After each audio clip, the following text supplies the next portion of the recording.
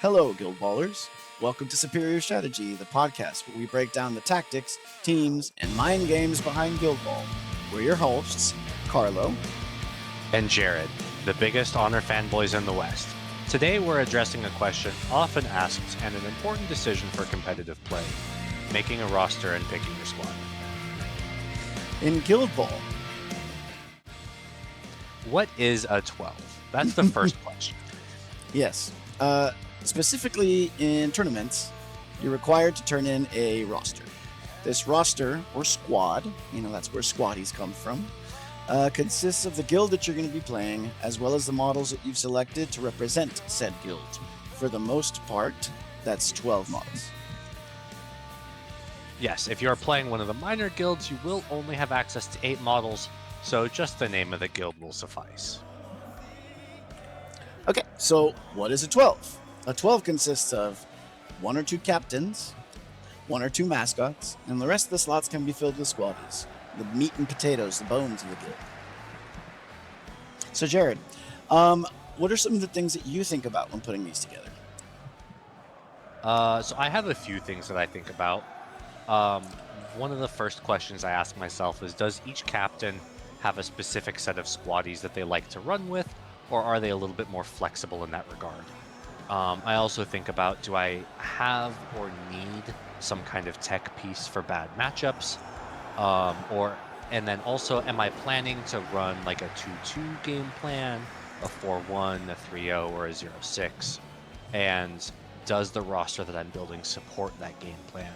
Or can I flex into a different set of goals if the board state depends on it? I like goals. We'll go into more details about these as we go further. Okay, so let's go ahead and get this shindig kicked off with probably your most important choice, the captains. The captain's chair is the most important slot to fit in your roster, and it often defines the play style that you're going to adhere to. Most major guilds, all major guilds, have 3 captains, and you can only bring 2 of them. So right off the bat, you're going to have to cut one. You're going to have to make a choice. Sorry, Scalpel. You don't get to voodoo your way into my heart today. So deciding the captain is a huge decision for your roster. Some players have a favorite captain that they always play, while some prefer to use a single flexible captain and fill out the roster with broader squaddy options. Personally, I prefer to have 2 captains with different strengths so that I can decide which is most appropriate for the game at hand. Yeah, a good rule of thumb is to have 1 captain that excels when kicking, 1 captain that excels when receiving. In the case of my beloved engineers, we've got 3 captains on screen right now. Miss Rivet, Miss Pinvice, and Mr. Ballista. Big Daddy B, as I call him. Pinvice excels at receiving.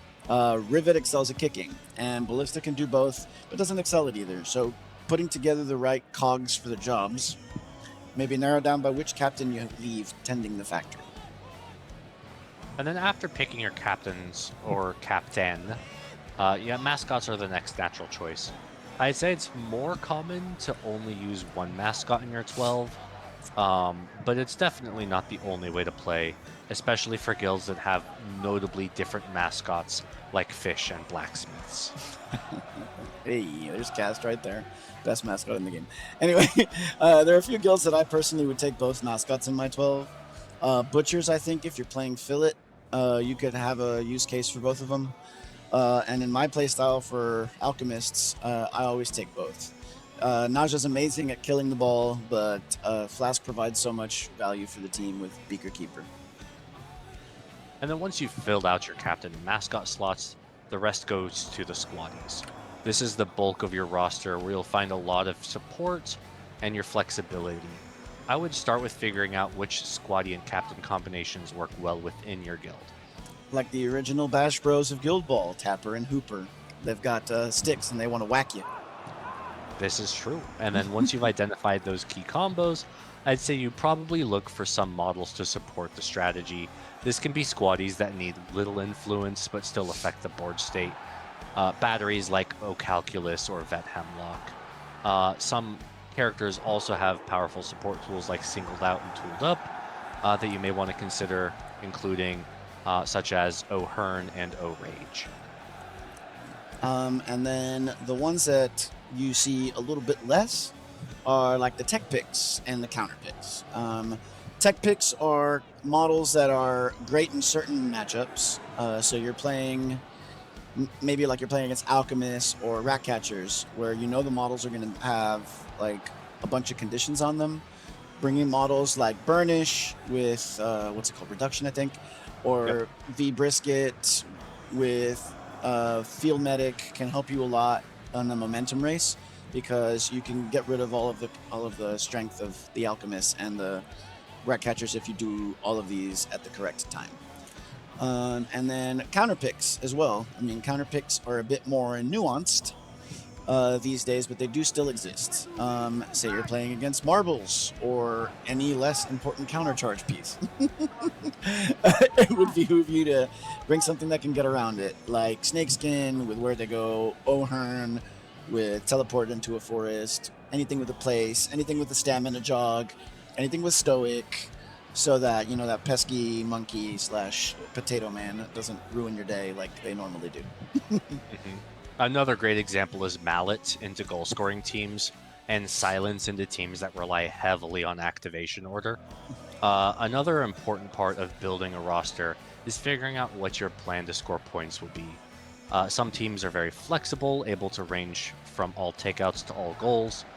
Other teams, like Butchers or Fish, are much more specialized in their approach to scoring, preferring mostly kills or mostly goals, respectively.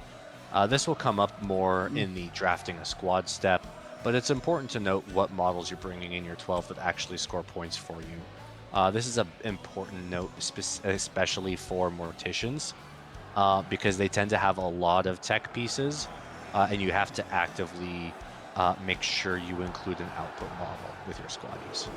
What, you're telling me that I can't play Yukai, Tentacles, Kraken, Knuckles, and Jack and Hag? No, Why not? Why not, dude? That I sounds mean, like you're a allowed to. that sounds like a baller team. Yeah, but you still have to score to win. And to follow it up, we're going to expand on the drafting process we touched on last episode and give you all an example of what it could look like. You guys ready? Yep. Here we So go. drafting a 6. After you've built your roster, you do still have to actually play the game. Once you've gone through gone through the game plans and determined the Game kicking plan player, arenas. it's time to draft your squad for the game. Each player's squad will consist of a captain, a mascot, and 4 squaddies, aside from a few exceptions like Vet Greed or the Dogs. The subwoofers, if you will, as my friend Ethan calls them. So let's start at the decision to kick or receive. Which one should you pick?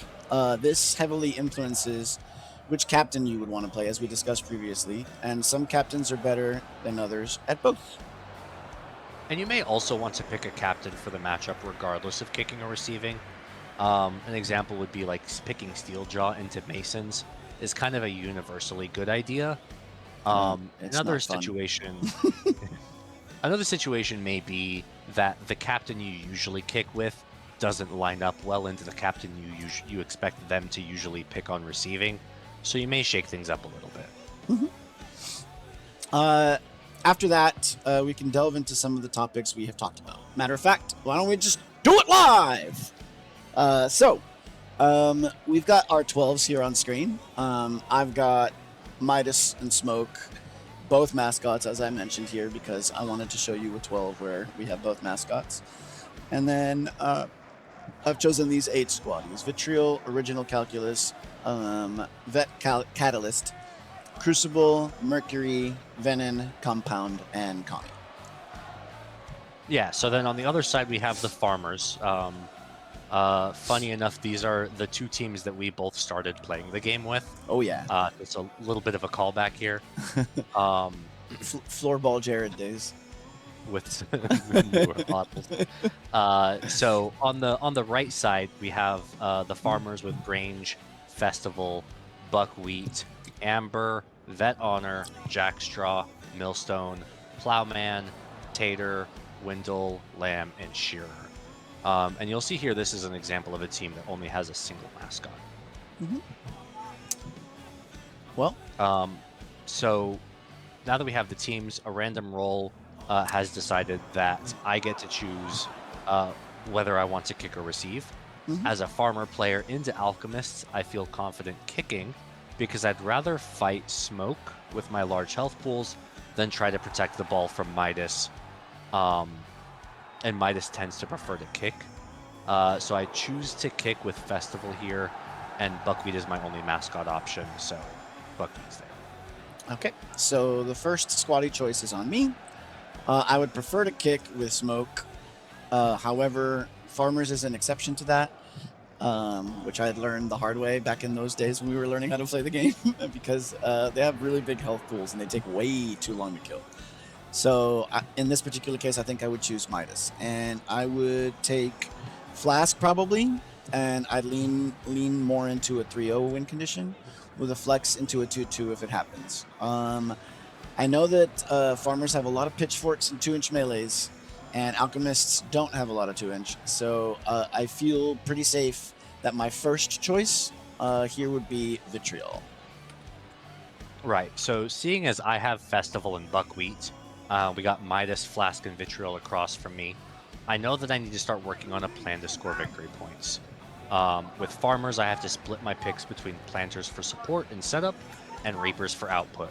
Festival is a planter captain with a lot of support options, so I expect to draft 2 to 3 reapers. I personally really like bringing Amber, so I'll put her down as my first pick. She can score goals and takeouts, so I'm not committing to any specific plan yet. I expect my opponent to draft for goal scoring, but they could surprise me, so I like to draft early flexibility. Amber is really good. So I think when she first came out, I was a little bit iffy, but then after playing you with her, I was like, all right, no, this model slaps. Anyway, as I said before, we need 2-inch melee because we're playing against farmers. And since I'm leaning more towards goals, I would pick my girl Crucible here. She's a great model for retrieving the ball, especially because they have low defense, so they're not really good at hiding the ball. I mean, with a few exceptions, of course. And I can either go with her and like try to get it and have her kick it back into my lines to put it back into play to further along my 3-0 game plan and my 2-inch melees. But I also can tax his momentum to get rid of any conditions. Maybe they will suffer. So yeah, Crucible is my pick. Yep. So I see my opponent leaning heavily into goal scoring here, which is expected based on the guild matchup. Crucible can easily steal the ball away from most of my models due to their low defense, so I'd like to have a way to protect it a little bit better. Jackstraw fits this role pretty well as a model with a defense stat of 5 Yep. To avoid character plays, as well as an accessible tackle result, and On some one. non-linear movement. Yeah, the tackle is on 1, which, I mean, tack 3, but on 1 is good, and any gang ups become very profitable with him. And he also has some non-linear movement, so I can try to break line of sight and get behind terrain depending on the map, which will prevent some of those character plays. Yep.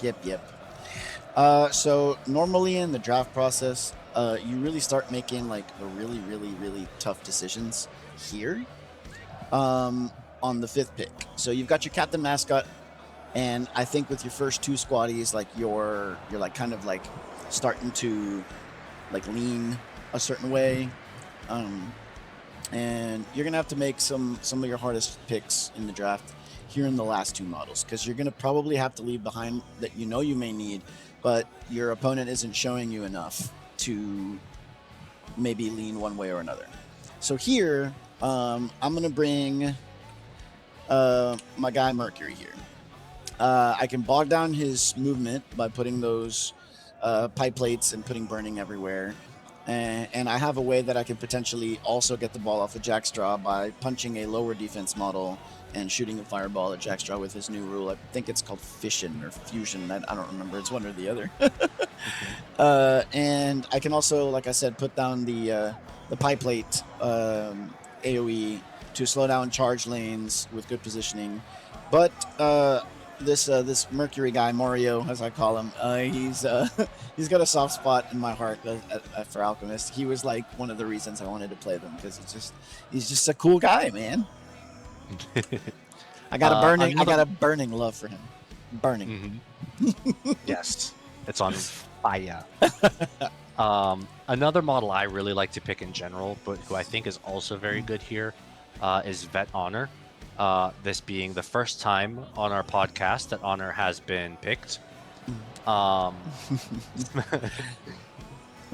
We mentioned her a lot, though. Yes.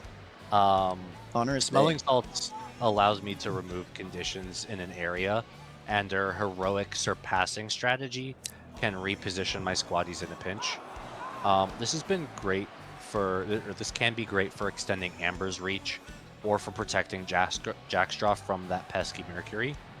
Another key detail for me is that I'm sitting at a Planter Captain and 2 Planter Squaddies now, so I'm leaning into picking a Reaper for my final slot. I usually like to leave this as a flexible pick to see which Reaper will punish my opponent's choices the most. Okay. Well, here we're going to play a little game. I'm going to take a little 5 to 10 second pause here, and you guys can wager what our last pick will be. So go ahead and write down in the comments if you think you've got our last pick before. No cheating, okay? Don't you cheat. I'll catch you. I'll find you. I have a particular set of skills. But as Jared said, he probably is going to pick a Reaper here, which gives him 3 options left. And those are, I organized them in order. So they're the 3 on the bottom there. They're Shearer, Windle, and Tater. I would have liked to have seen Tater before this because like I mentioned earlier, any model with countercharge is going to give you fits. So you want to actually game plan for it. Crucible has a viable dodge, so she can dodge into the bubble without any, problems. And Vitriol has Clone, which she can either get for free from Flask, obviously with an activation beforehand. But she can be safe from that countercharge, but she won't be safe from the crowd out that he provides after that. So sometimes that math will really screw you down. So I think that my choices here are going to be between VCAT and Kami. VCAT because he's got 2-inch melee, and if I need to go 2-2, then that's my guy.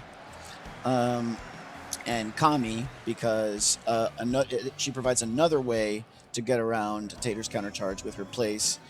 And I think I'm going to go with Kami here. Because with Kami, she adds another way, like I said, to avoid the countercharge with Elusive. And then she also has the added value that if I score my 2 goals and he's playing the kill the ball strategy, which most people do where they try to kick away from you, well, Kami has a pretty big range and she can go get this ball being speed 9 plus a teleport plus a 6-inch shoot the ball for a goal kick for me. And on top of that, my defensive stats in this guild are mostly 5-0, which is going to kind of be tough for him to be able to do, considering the fact that his knockdowns aren't very accessible with models not named Buckwheat yet. But yeah, let's see who Jared picks. Yeah, so this is going to be the last pick of the draft, right? We already have all of the alchemists, and we're down to the last pick for the farmers. As I mentioned before, I know I need another output model. I can't rely on just Amber to score all of my points. Buckwheat also is a pretty good point scoring model, but into Alchemist, if I'm not careful, he'll die to the condition damage. And so either way, I need another... pretty decent solutions to that though, I think. But still, yeah, you got to keep an eye on it. Yeah, I still need another squaddy level output model. So that leaves me with Tater, Windle, and Shearer as my 3 options. I'm not picking Shearer here because I'm not trying to score goals, and he doesn't bring as much damage to the table. It's not the worst, but it's just not what I'm looking for. Tater and Windle both have their strengths, but seeing as my opponent has 3 5-0 models, and I know what Midas does to Windle, I think my pick is Tater. He can still output 5 damage on a single success with a charge. So even if somebody defensive stances up to a 6-0, there's still a pretty good chance that I hit a single 6. And as well as some AoE damage with good positioning. He also threatens the counter charge, which will apply some clock pressure to my opponent and tax some of those resources that he has to engage me and chase the ball with. I know it's not going to necessarily stop outright my opponent's plans, but clock pressure is a very underestimated aspect of the game, I think. Yep. For sure. So that's what I'm expecting to do. Is I'll probably end up scoring most of my points with Amber, but Tater will do a lot of work softening up my opponent's models and forcing them to spend momentum to heal or spend momentum to score goals, which means I'll probably be able to go first on many of the turns. It also means that because of my Planter and Reaper spread, I'll start the game with 12 influence per turn and then have 5 harvest markers per turn while I'm only eating 2 or 3. So I'll be able to go positive on influence compared to my opponent, even without scoring a goal. This is a big part of my personal strategy with farmers to try and gain an advantage in action availability. And that way it also allows me to support multiple Reaper models while still having influence for some actions on my planters, which can make sure I don't have any dead activations, even though I have multiple support models. Yeah. Like he said, if he puts Windle on this pitch, Midas is going to surf him to the edge of the board post haste. But I knew it. I knew he was going to pick Tater. So Mr. Potato Hunk is always on the pitch for the farmers. So you need a game plan to deal with him, or you're going to eat up your clock, like Jared said, dealing with him. And this is a really good example of a draft sequence. He brought his tech pick with, Vet Honor to deal with all my conditions. And I brought models with ways around Tater and predict him that he would choose him. Mercury helps me a little bit with Jackstraw, and I can still do the 2 damage easily per attack with Mercury because they don't have a lot of armor. I'm not against Honor. Honor might be the hardest one for me to get that column 2, but it's still not that hard to do. And I'll have the some momentum gaining things, and he'll have to use his resources to do my conditions or take that damage. Yeah, that extra influence that I have every turn is probably going to be sitting there on Honor for smelling salts. Mm-hmm. So now that we've showcased an example of a draft, let's get out there and start drafting. Yeah, you guys do it now. I'd like to hear from you guys and see you guys thinking of a pretty cool tech pick or whatever. Again, you can show us in the comments what you guys think, and it'll be cool. But up next, we got a question from one of our rookies on the pitch. This week, it is Mr. Apex Wolf. So, I'm going to play his question, and then we're going to answer it. Okay, so my question, as a returning player, what kind of has been used for newer players, during the appointment stage of the game, what should we generally consider? Like, what is our turn 1? What could their plan 1 be?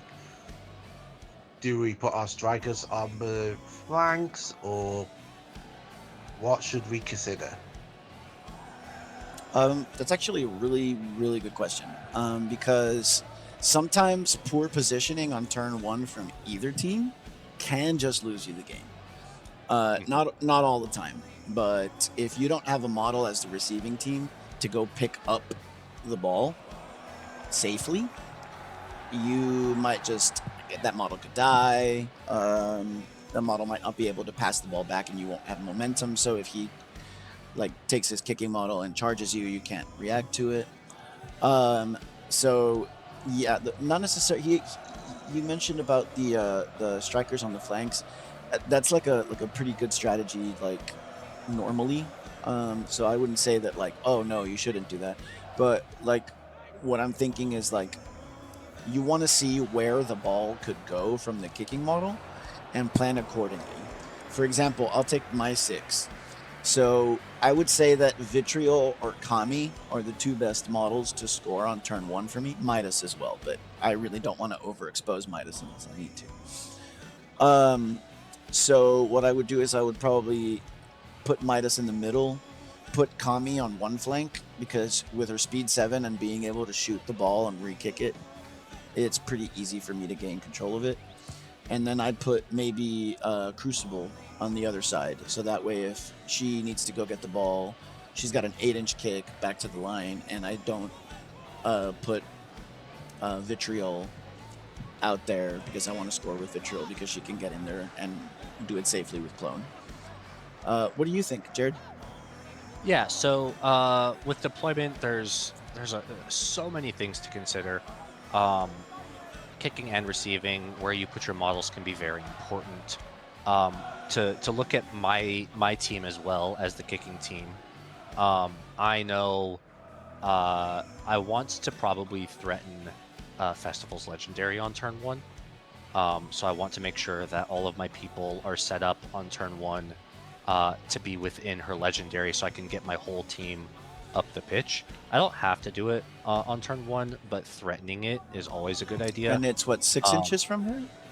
It's a 6-inch bubble, and it pushes all of my models 5 inches towards the other person's side of the board. So it's just like getting an extra jog on my whole team. So picking a kicking model, I know I'm not going to kick with Jackstraw. He walks 2 inches. It's just not going to happen. There's no real reason for me to kick with Vet Honor. She's a support model. I want her to go just kind of move people around. Like, she doesn't need to be up front herself. I can kick with Festival, but I don't really like to. Honor's heroic doesn't work on captains or mascots. So I want to kick with a squatty. That way I can either maneuver them forward or backwards, depending on the board state, in order to be as flexible as possible. So it basically leaves me with either Tater or Amber to kick with. Usually I prefer to kick with Amber, walk her up as far as I can, and then kick the ball to the most inconvenient location for my opponents. Sometimes that might be trying to just tip it over the middle line. Other times it might be trying to kick it all the way to one edge, to force my opponent to have to spend a lot of resources moving it back to the team, which can leave opportunities for Amber to go in there and steal a goal. I could kick with Tater, but I know I'm going to get him up the board anyway, and I like to have him as a more of a defensive tech piece on turn 1. Whereas Amber can potentially have a 5-action activation on top of being moved 7 extra inches by Festival and another 4 extra inches by Honor. So she can really take that 5 actions anywhere on the board. Yeah.